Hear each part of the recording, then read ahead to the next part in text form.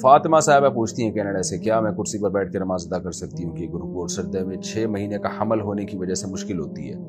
مہربانی فرما کے رہنمائی فرمائیں کہ بیٹھ کے نماز ادا کرنا جب کب جائز ہے۔ اگر آپ کے لیے سجدہ کرنا مشکل ہو رہا ہے تو آپ زمین پہ بیٹھ کے نماز پڑھیں اور اشاروں سے رکوع اور سجدہ کریں۔ رکوع بھی اشاروں سے، سجدہ بھی تھوڑا سا زیادہ جھک کے، کرسی پہ حتی الامکان نہیں بیٹھنا چاہیے۔ حمل ساقط ہونے کے بعد نماز کا حکم، کیا مس کیرج کے بعد عورت نماز پڑھ سکتی ہے؟ مس کیرج کے دوران جو بلیڈنگ ہوتی ہے مستقل، کیا اس کے لیے بار بار نہانا ضروری ہے یا ہر بار وضو کرنے سے نماز ادا ہو جائے گی؟ دبئی سے کسی خاتون نے یہ پوچھا ہے۔ دیکھیں، مس کیرج میں اگر بچے کے اعضاء مکمل ہو چکے تھے، یعنی پورا وہ بن چکا تھا، تو پھر مس کیرج کے بعد جو بلیڈنگ ہوگی وہ نفاس کا خون کہلائے گا، اور اس کا حکم یہ ہے کہ 40 دن سے پہلے اگر وہ بند ہو جاتا ہے تو جس دن بند ہو غسل کر کے نماز شروع کر دیں، اور اگر بند نہیں ہوتا تو 40 دن کے بعد نماز شروع کر دیں۔ اور اگر وہ بچہ ابھی مکمل نہیں ہوا تھا، ایک لوتھڑا ہے، ادھورا ہے، اور پھر مس کیرج ہوا، تو پھر جو بلیڈنگ ہوگی یہ حیض کا خون کہلائے گا۔ تو اگر یہ 10 دن سے پہلے بند ہو جاتا ہے تو جب بند ہو جائے غسل کر کے نماز شروع کر دیں، اور اگر 10 دن سے زیادہ کنٹینیو چلتا ہے تو پھر خاتون یہ دیکھیں گی کہ لاسٹ ٹائم جو مینسز آئے تھے وہ بلیڈنگ کتنے دن ہوئی تھی، تو جتنے دن بلیڈنگ ہوئی تھی اتنے دن حیض کے سمجھے جائیں گے، اس سے زیادہ استحاضہ کا مطلب یہ ہوتا ہے کہ وہ حیض نہیں ہے، اس میں وہ پاک سمجھی جائیں گی۔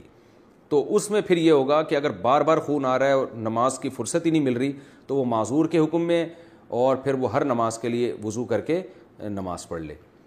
حاملہ عورت کے لیے روزے کا حکم۔ اچھا بھائی،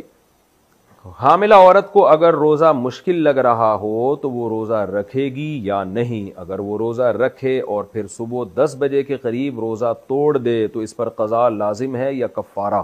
محمد شہباز کراچی سے۔ دیکھیں، حاملہ عورت پر بھی روزہ رکھنا لازم ہے، فرض ہے۔ اگر اس کو بیمار ہونے کا خطرہ ہے تو جیسے دیگر بیماروں کو روزہ چھوڑنا جائز ہے تو حاملہ عورت کو بھی، اگر دیکھیں حمل بذات خود بیماری نہیں ہے، جو عورتیں بچوں کو فیڈ کراتی ہیں وہ بھی روزہ نہیں چھوڑ سکتی، کیونکہ فیڈ کرانا کوئی بیماری نہیں ہے، یا پریگنینسی کوئی بیماری نہیں ہے۔ ہاں، پریگنینسی میں کسی خاص خاتون کو یہ خطرہ ہو کہ میں نے روزہ رکھا تو بیمار ہو جاؤں گی، غالب گمان ہو، صرف وہم نہ ہو، یا کوئی خاتون فیڈ کرا رہی ہیں ان کو غالب گمان ہو کہ مجھے چکر آئیں گے اور میں بیمار ہونے کا خطرہ ہے، یا چکر آتی ہیں اتنی کمزوری سے گرنے کا خطرہ ہو جاتا ہے ان کو، تو واقعی ایسا خطرہ ہو، یا خود کو تو یہ خطرہ نہ ہو لیکن فیڈ کرانے والی عورت کو یہ خطرہ ہو کہ میں نے اگر روزہ رکھا تو میں فیڈ ہی نہیں کرا سکتی، دودھ ہی نہیں اترے گا سینے میں، جس سے بچے کا نقصان ہو جائے گا، تو اس کنڈیشن میں تو فیڈ کرانے والی عورت روزہ چھوڑ سکتی ہے۔ اسی طرح پریگنینسی والی خاتون اس کنڈیشن میں تو روزہ چھوڑ سکتی ہیں، ادروائز پریگنینسی میں بھی روزہ نہیں چھوڑنا جائز، اور فیڈ کرانے والی عورت کے لیے بھی روزہ چھوڑنا حرام ہے۔